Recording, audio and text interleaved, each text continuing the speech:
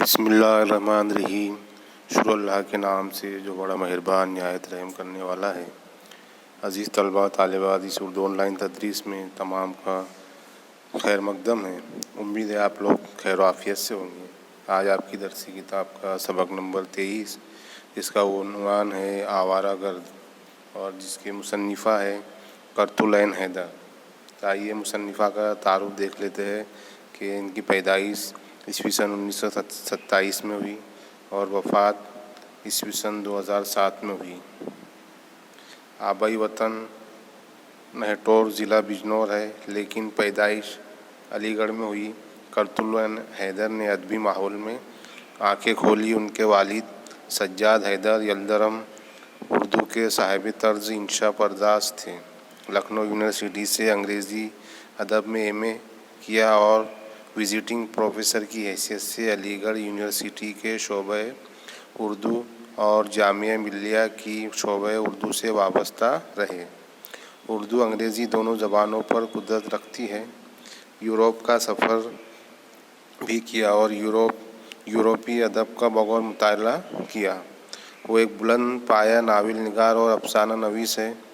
उनके अफसाने उमूमन जदीद तर्ज माशरत से मुताल्लिक़ होते हैं, यानी नया जो जदीद है, जदीद यानी कि नया जो नए रहन सहन है लोगों के, उसके मुताल्लिक़ होते हैं उनकी ज़्यादातर अफसाने। इंसानी फितरत की कमज़ोरी और ख़ामियों पर बड़ी गहरी नज़र रखती है।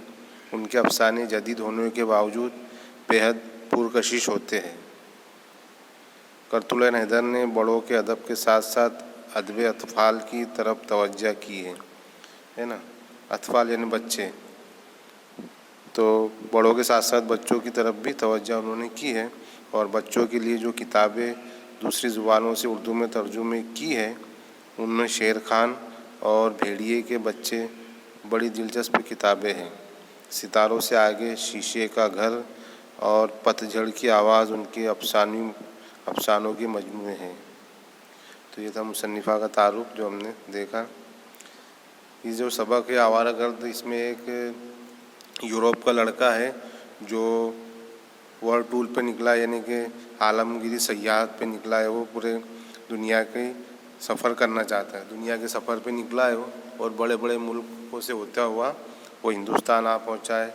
और हिंदुस्तान में उसने क्या क्या चीज़ें देखी, क्या क्या उसके साथ परेशानियां पेश आई, किस तरह से उसको उसने वो परेशानी को हल निकाला, वो सब चीज़ें इस सबक में बताई गई हैं। तो आइए शुरू करते हैं सबक के। पिछले साल एक रोज़ शाम के वक्त दरवाजे की घंटी बजी। मैं बाहर गई। एक लंबा तड़ंगा यूरोपियन लड़का कैनवस का थैला कंधे पर उठाए सामने खड़ा था। दूसरा बंडल उसने हाथ में संभाल रखा था और पैरों में खाक आलूद पेशावरी चप्पल थी। मुझे देखकर उसने अपनी दोनों एड़ियाँ ज़रा सी जोड़कर खम किया, मेरा नाम पूछा और एक लिफाफा थमा दिया। आपके मामू ने ये ख़त दिया है, उसने कहा। अंदर आ जाओ, मैंने उससे कहा और ज़रा चंबे से ख़त पर नज़र डाली। ये अल्लन मामू का ख़त था और उन्होंने लिखा था, हम लोग कराची से हैदराबाद सिंध वापस जा रहे थे। ठठ की माकली हिल पर कब्रों के दरमियान इस लड़के को बैठा देखा। उसने अंगूठा उठाकर लिफ्ट की फरमाइश की और हम उसे घर ले आए। ये दुनिया के सफ़र पर निकला है और अब हिंदुस्तान जा रहा है। ऑटो बहुत प्यारा लड़का है। मैंने उसे हिंदुस्तान में अजीज़ों के नाम खत दे दिए हैं और उनके पास ठहरेगा। तुम भी उसकी मेज़बानी करो। तो मुसन्निफ़ा कह रही कि पिछले साल एक रोज़ शाम के वक्त की बात है कि दरवाज़े की घंटी बजती है और मुसन्निफ़ा जो थी वो बाहर आती है घंटी सुन के, तो देखती कि एक लंबा तड़ंगा यूरोपी का लड़का है जो कैनवास का थैले कंधे पर उठाए सामने खड़ा है। जैसे ही वो दरवाज़ा खोलती है, कैनवास जो जिस पर पेंटिंग बनाई जाती है मुसव्विरी, उसको कैनवास कहते हैं। तो वो थैले का लेकर वो उठाए खड़ा है। दूसरा बंडल उसने हाथ में संभाल रखा है और पैरों में खाक आलूद यानी मिट्टी से भरी हुई पेशावरी चप्पल पहने हुए है। उसने जब मुसन्निफ़ा को देखा तो दोनों एड़ियाँ मिलाकर उसने ज़रा जोड़कर खम किया, यानी काम करने में थोड़ा झुक गया उनके आगे, उनकी ताज़ीम की, और फिर उनका नाम पूछा और एक लिफाफा जो था उनको थमा दिया और कहा कि ये आपके मामू ने ये खत दिया है। फिर मुसन्निफ़ा उसे अंदर बुलाती है और वो फिर अचंभे से खत पर नज़र डालती है मुसन्निफ़ा, तो देखती है कि यह अल्लन मामू का ख़त है। और वो ख़त में मामू ने उनको लिखा है कि हम लोग कराची से हैदराबाद सिंध वापस जा रहे थे, तो रास्ते में कब्रों के दरमियान इस लड़के को बैठा देखा। उसने अंगूठा दिखाकर लिफ्ट की फरमाइश की और हम उसे घर ले आए। ये दुनिया के सफ़र पर निकला है और अब हिंदुस्तान जा रहा है। ऑटो बहुत प्यारा लड़का है। मैंने उस हिंदुस्तान में अजीज़ों के नाम खत दे दिए हैं और उनके पास वो ठहरेगा। तुम भी उसकी मेज़बानी करो और नीचे खत के नीचे एक नोटिस लिखते हो कि उसके पास पैसे तकरीबन बिल्कुल नहीं है। लड़के ने कमरे में आकर थैले फर्श पर रख दिए और अब आंखें चिंधिया कर दीवारों पर लगी हुई तस्वीरें देख रहा था। इतने ऊंचे कद के साथ उसका बच्चों का सा चेहरा था, जिस पर हल्की हल्की सुनहरी दाढ़ी मूछें बहुत अजीब सी लग रही थी। तो मुस्तनी में करे कि वो लड़के ने कमरे में आकर थैला फर्श पर रख दिया और अब आंखें चिंधिया कर आंखें पोंछकर वो दीवारों पर लगी हुई तस्वीरें देख रहा था और इतने ऊंचे कद के साथ उसका एक बच्चों जैसा चेहरा था, जिस पर हल्की हल्की सुनहरी दाढ़ी मूछें बहुत अजीब सी लग रही थी। एक और हैच आईकर मैंने ज़रा कोफ्त से सोचा, अल्लन मामू बेचारे फरिश्ता सिफत आदमी उसकी चिकनी चपड़ी बातों में आ गए होंगे, क्योंकि ये बैनुल अक़वामी आवारागर्द अपनी मतलब बरारी के लिए राह चलतों से दोस्ती कर लेने का फ़न खूब जानते हैं। तो फिर मुसन्निफ़ा सोचती है कि उन्होंने थोड़ा सोचा और फिर उनके जहन में आए गए ये अल्लन मामू बेचारे फरिश्ता सिफत सादे सीधे आदमी हैं और ये उसकी चिकनी चपड़ी बातों में आ गए होंगे, क्योंकि ये जो बैनुल अक़वामी आवारागर्द होते हैं ये अपनी मतलब के लिए राह चलतों से दोस्ती कर लेने का फ़न खूब जानते हैं। शाहिदा ने भी आपको सलाम कहा है, उसने मेरी तरफ मुड़कर बड़ी अपनाइयत से कहा। शाहिदा? आपकी कज़िन शाहिदा। मैं बनारस में उनके यहाँ मुकीम था और लखनऊ में आपकी फूफी के यहाँ और चायगाम में अंकल अनवर के यहाँ रहूँगा, और अगर दार्जिलिंग जा सका तो कज़िन मतहरा के घर पर ठहरूँगा। उसने जेब में से मज़ीद लिफाफे निकाले। बैठ जाओ ओटो, चाय पियो, मैंने एक लंबा सांस लेकर कहा। मुझे वो 2 डच हैकर हाइकर याद आए जिन्होंने कराची में लड्डन मामू के घर पर डेरे डाल दिए थे क्योंकि उनके पास पैसे ख़त्म हो गए थे। तो फिर वो कहता है कि शाहिदा ने भी आपको सलाम कहा है। वो लड़का मुसन्निफ़ा से कहता है, बड़ी अपनाइयत से उनकी तरफ देखते हुए कहता है कि शाहिदा ने भी आपको सलाम कहा है। तो कहते शाहिदा? तो हाँ। वो कहता है कि आपकी कज़िन शाहिदा। और फिर कहता है कि मैं बनारस में उनके यहाँ मुकीम था, मुकीम यानी उनके वहाँ रुका हुआ था, और लखनऊ में आपकी फूफी के यहाँ और चायगाम में अंकल अनवर के यहाँ रहूँगा। और कहता है कि अगर दार्जिलिंग जा सका तो आपकी कज़िन मतहरा के घर पर ठहरूँगा। उसने जेब में से मज़ीद यानी और लिफाफे निकाल के उनको बताए। फिर मुसन्निफ़ा ने कहा कि बैठ जाओ ओटो और चाय पियो।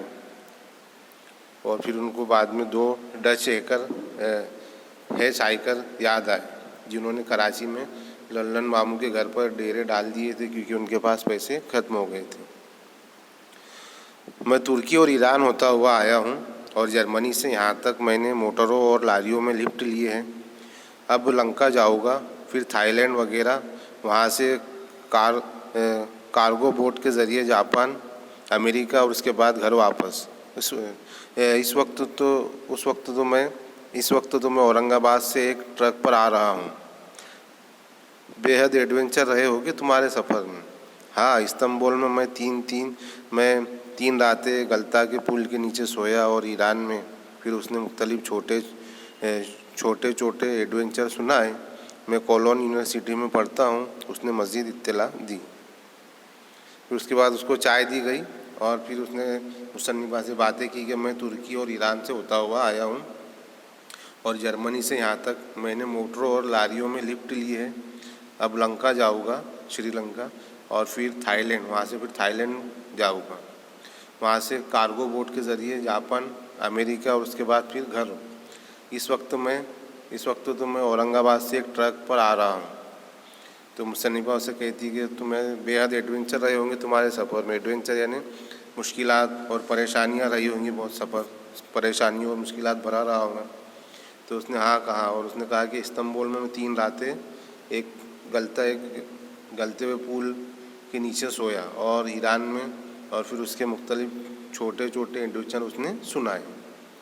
और उसने और कहा कि मैं कॉलन यूनिवर्सिटी में पढ़ता हूँ, उसके बारे में उसने और ज़्यादा मालूमात दी। पाकिस्तान और हिंदुस्तान में तुमने क्या फ़र्क पाया? खाने की मेज़ पर मैंने उससे पूछा।